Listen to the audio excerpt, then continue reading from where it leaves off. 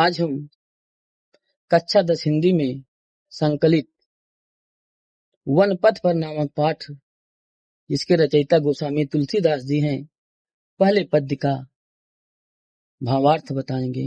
पहला पद्य है कि पुरते निकसी रघुबीर बधु धरि धीरे दई मग में डग द्वय झलकी भरी भाले कनी जल की उठ सूखी गई मधुराधर है फिर बूझती है चलनो अब कहती के परिण कुटी करी हो कि तू है तिय की लखिया तुरता पिय की अखिया अति चारु चली जल चै अखिया अति चारु चली जल चै।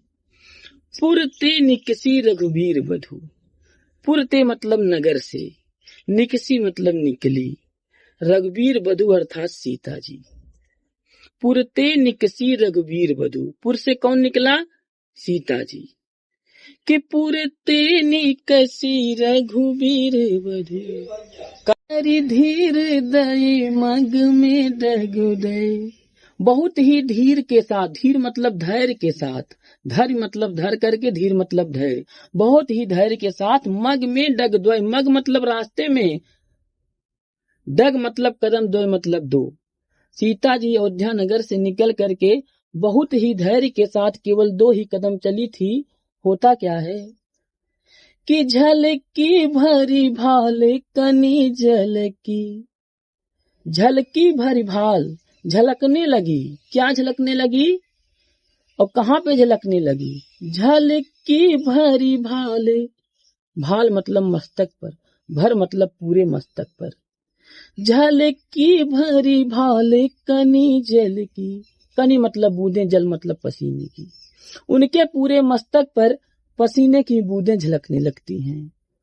पुट सूखी गए मधुराधर हैं, और उनके जो मधुर अधर हैं, मधुर ओंठ हैं, वो क्या होते हैं? सूख जाते हैं। क्यों सूख जाते हैं? प्यास के कारण, थकान के कारण। कि पुरते निकसी रघुबीर बधु धरि धीर दई मग में डग दय झलकी भरी भाल कनी जल की पुट सूखी गए मधुराधर है फिर बूझती है चलनो अब केतिक। फिर बूझती है मतलब पूछती हैं, चलनो अब केतिक। चलनो मतलब चलना है, अब मतलब अभी, केतिक मतलब कितना। फिर बूझती है चलनो अब केतिक पर्ण कुटी करी हो कि तो है। पर्ण कुटी पत्तों की कुटिया, करी हो मतलब करेंगे, बनाएंगे, कि तो है मतलब कहाँ पे। अपने स्वामी श्री रामचंद्र जी से पूछ रही हैं कि हे स्वामी, अभी कितना दूर और चलना होगा और पत्तों की कुटिया आप कहाँ बनाएंगे। कि फिर बूझती है चलनो अब केती की पर्ण कुटी करी हो कि तू है तिय की लखिया तुरता पिय की अखियायती चारू चली जल चै। तिय की लखी, तिय की मतलब अपने पत्नी की, आतुरता मतलब व्याकुलता को, लख मतलब देख करके। कि तिय की लखिया तुरता पिय की, पत्नी की व्याकुलता के देखकर पिय की अखिया अति चारु, अति मतलब बहुत, चारु मतलब सुंदर।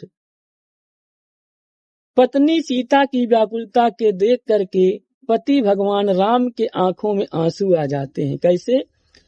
कि तिय की लखिया तुरता पिय की अखिया अति चारु चली जलचै। जलचै मतलब आंसू। अपनी पत्नी की व्याकुलता को देखकर स्वयं भगवान राम की आंखों में आंसू आ जाते हैं।